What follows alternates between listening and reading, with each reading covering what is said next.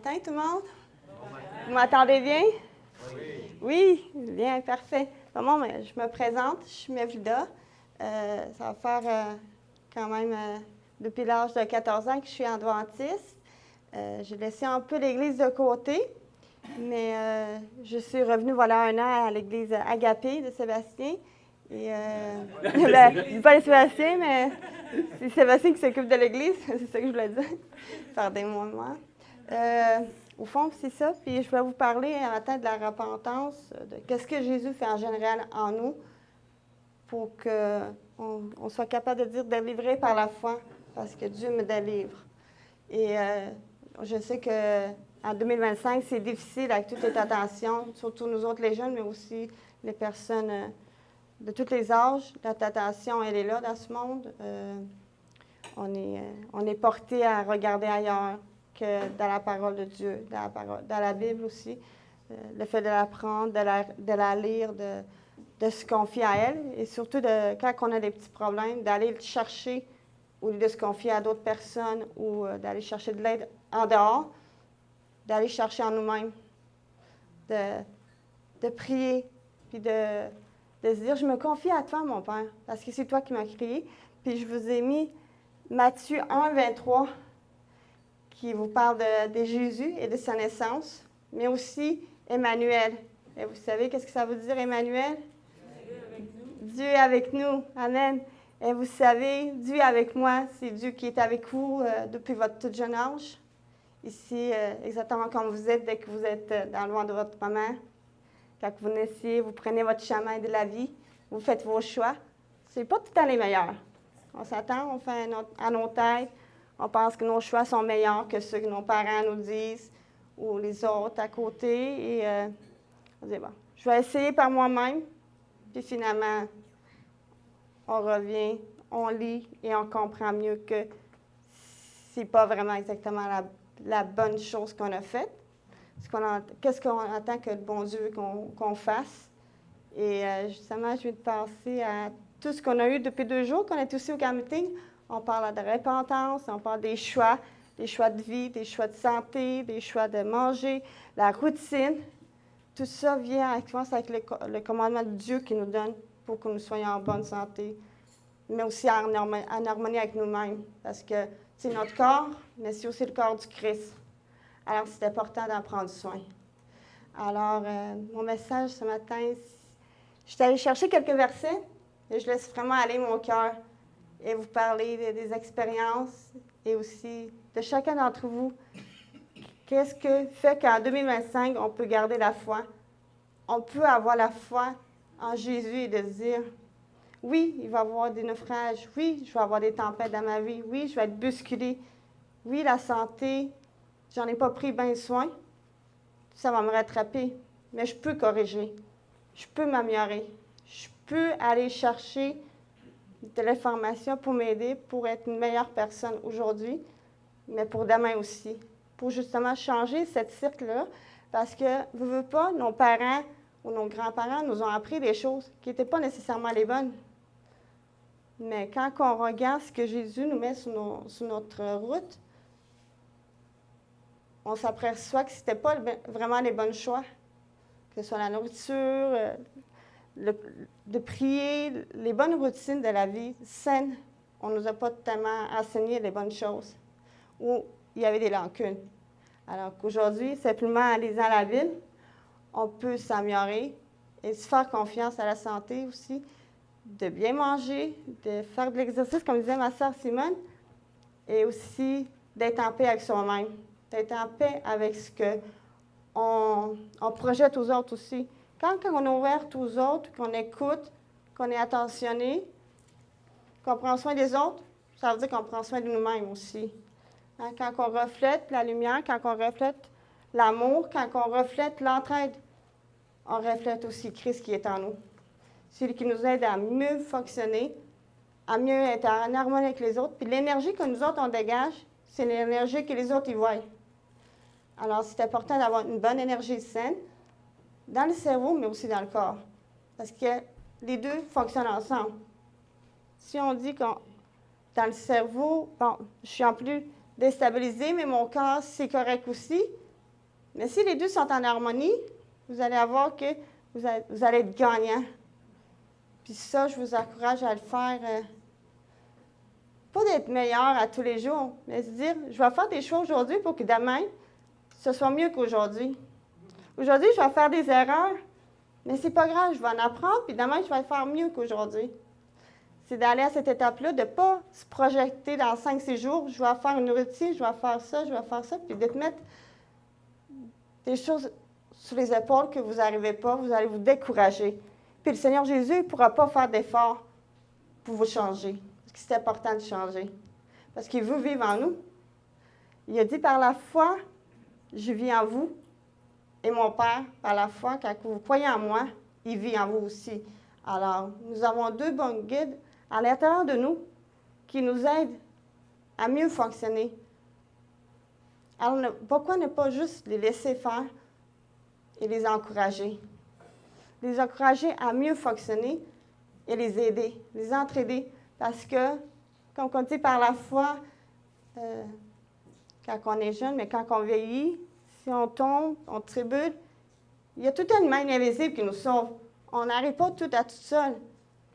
Est-ce que vous avez passé 2 secondes? Si vous êtes ici aujourd'hui, peu importe notre âge, moi je suis rendue bientôt dans 40 ans. Quarantaine, j'ai 2 petites filles. On est toutes à peu près, on a pas mal d'âge déstabilisé, mais on n'est pas arrivé ici avec nos propres efforts. Il y a quelqu'un qui était là, qui nous a guidés, qui nous a sauvés, qui nous a aidés, qui nous a épaulés. Et cette personne-là, vous le savez, c'est qui?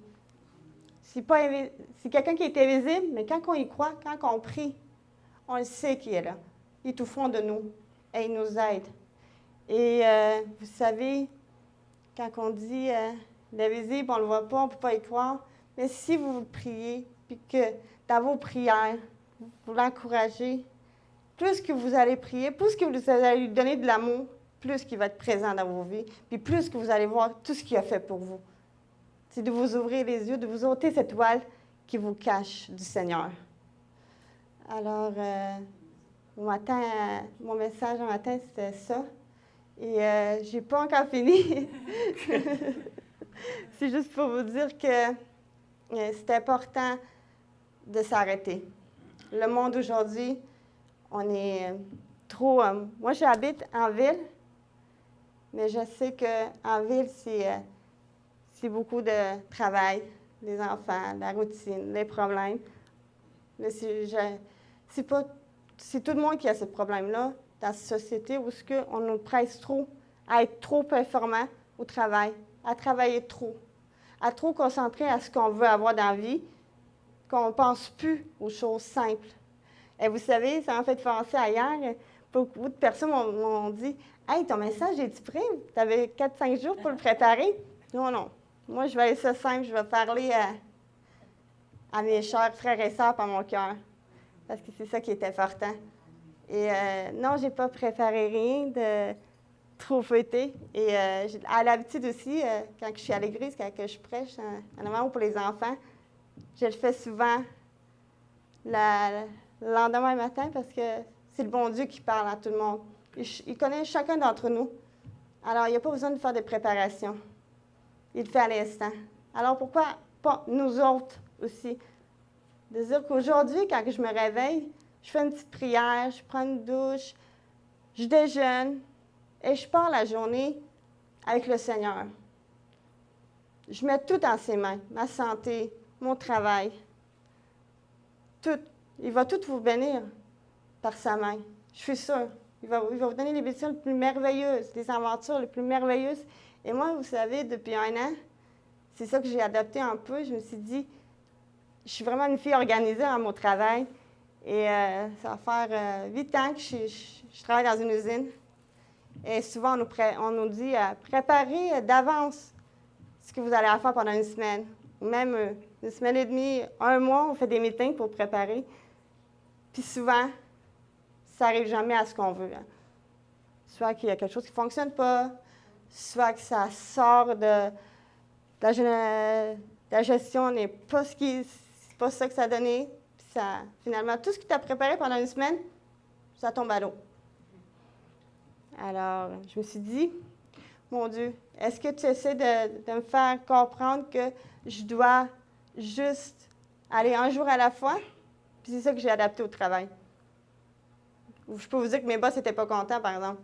Fait que les fois, ils m'envoyaient, les lundis, c'était les feuilles. Milda, tu vas t'arranger avec ça. Oui, je vais regarder. Rendu à mercredi, Milda, t'as-tu? Oui, j'ai regardé. Rendu à vendredi, c'est là que je faisais ce que j'avais à faire. Mais vous savez quoi? J'ai jamais été en retard. Une journée à la fois. Et j'arrivais toujours à faire ce que j'avais à faire parce que le bon Dieu m'a aidé à le faire. Tu sais, mon Dieu, aide-moi à passer à travers la journée, mais pas comment que moi je veux, mais comment toi tu veux. Parce qu'il y a des choses qui se passent qu'on ne contrôle pas. Que ce soit sur la route, que ce soit les émotions, la fatigue. Souvent, on est fatigué parce que notre corps est fatigué ou soit qu'on est mal nourri et tout ça. Ça a rapport qu'avec nos émotions, on arrive au travail ou peu importe la place, on est déjà grincheux, on n'est pas heureux. On baboune souvent. Puis, ça part mal la journée, hein? Ça se reflète aux autres. Et l'importance de donner nos journées au Seigneur et de prier et de lui dire, fais ce que toi, tu veux. Je te donne ma journée. Tu fais ce que tu en veux. Et moi, je vais encaisser, puis je vais y aller. Je vais faire ce que tu t'attends de moi. Et vous allez être étonnés. Les merveilleuses choses que notre beau-père peut nous envoyer en une journée. Des frères à réconforter, des employés qui viennent nous voir, qui sont parfois en crise, anxiété, déboussolés par la vie, stressés, puis que juste une prière peut changer les choses, lui donner du réconfort. Et dire que tu es là pour l'écouter, c'est important aussi. C'est important de dire, je suis là. Regarde, je ne suis pas loin, je t'écoute. Et ça, c'est l'importance que le Seigneur Jésus nous offre gratuitement. Tous les jours, il nous envoie des messages pour qu'on soit ouvert aux autres. Amen. Pas de planification, rien. Juste être nous-mêmes. C'est ça, donner les journées à Dieu, c'est de se porter aussi, d'être en meilleur avec soi-même. On mange mieux, on respire mieux, on est moins angoissé, on est moins porté à être sur les autres. Je ne sais pas si vous comprenez l'expression sur les autres. On pioche sur les autres. On pense que c'est les erreurs des autres. On se dit, ah, si ça arrive, c'est l'autre qui a mal fait, puis moi, je me ramasse avec ça, puis ça a mal. À la place de dire, c'est peut-être mon énergie que j'amène ce matin et que c'est différent. L'énergie est différente. Quand le monde sache que vous êtes en paix, il entre chez vous, puis vous êtes au bureau, quand vous arrivez, puis il dit, oh, c'est différent ici. Là, je ne sens pas de tension de nulle part, mais quand j'arrive chez vous, c'est différent. L'atmosphère est différente. C'est différent quand Dieu est là, quand il habite chez vous, dans votre cœur, c'est différent. Amen. Le monde se sent approché de vous. Et l'importance d'être en contact, d'être lié avec Dieu et avec son Fils, c'est justement par la foi. D'y croire, d'y laisser la place et de dire qu'il est capable de vous changer. Ce n'est pas à vous de le faire. C'est lui qui va le faire en vous. Il va vous donner des bons trucs, des méthodes. Il va vous encourager. Oui, vous allez tomber. Mais qui n'a pas tombé et qui ne s'est pas relevé? Nous, on se relève parce que nous avons l'expérience. Nous avons Jésus. C'est lui qui nous délivre. Nous sommes capables. Et vous savez, quand il nous donne la force, sa force, nous sommes capables de tout. Et nous avons dit hier, par la foi, nous sommes capables de placer les montagnes. C'est vrai. Quand nous avons la force du Christ, nous sommes capables de passer une excellente, belle journée. Nous sommes capables de nous concentrer sur ça, d'ouvrir nos yeux aux choses merveilleuses de la vie et de se dire qu'on est capable d'y arriver. On est capable de franchir tous les obstacles qui nous barrent la route d'avancer, que ce soit pour la santé, le travail, tout en général. Nous sommes capables de le faire parce qu'il n'y a pas de barrière à Jésus. Il n'y a pas de barrière où on va s'arrêter et se dire « je suis capable ». Par la prière, Dieu est capable de nous aider, de nous donner cette force que nous autres, nous n'avons pas. Et si nous lui enlevons ce privilège-là et se dire que nous sommes capables par nous-mêmes, il ne serait pas capable de le faire. c'est à lui de le faire avec nous. Parce que sans lui, nous ne sommes rien. Mais par la foi, il est capable de le faire avec nous. Et ça, c'est le plus beau cadeau qu'on peut lui offrir. Parce qu'il attend juste ça, notre Père Céleste. Qu'on lui ouvre le petit cœur, puis qu'on le laisse entrer, puis qu'il fasse son chemin en nous, à chacun d'entre nous. Parce que c'est différent pour chacun d'entre nous. Nous avons des vies différentes, un train de vie différent, santé différente, puis nous avons des épreuves différentes. Mais nous avons le même Dieu, nous avons le même Jésus, qui nous épaule chacun, puis qui nous connaît chacun, qui est capable de faire des miracles avec chacun d'entre nous, mes frères et sœurs. Et ça, je vous encourage à lire la Bible, parce que j'ai remarqué que certains d'entre vous ont la Bible.